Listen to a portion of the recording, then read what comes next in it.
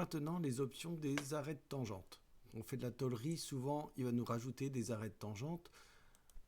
J'enlève celle-là pour l'instant. Et ici, quand vous avez peut-être vous mis votre mise en plan directement, vous avez eu des traits en plus qui sont apparus. Donc ces traits-là, ce sont des arrêts de tangente ici, vous voyez. Si je fais visible, il va me rajouter des différentes arêtes ici au niveau de mes pliages ici. Donc ils correspondent ici à notre rayon de pliage.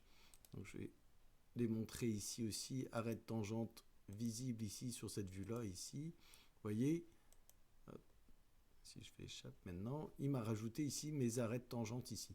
Alors sur une perspective en 3D, ça pose pas de problème de les avoir. C'est plutôt même intéressant d'avoir nos rayons de pliage ici.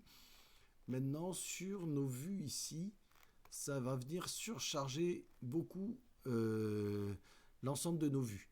Alors pour pouvoir les enlever, vaut mieux les enlever. Je fais clic droit et je vais aller dans arrêt de tangente. Et ici, je vais les faire enlever. Par moment, même quelquefois, on pourra faire visible avec une certaine type de ligne. Mais autrement, on essaie de les enlever pour avoir juste que nos épaisseurs qui apparaissent et pas nos rayons de pliage.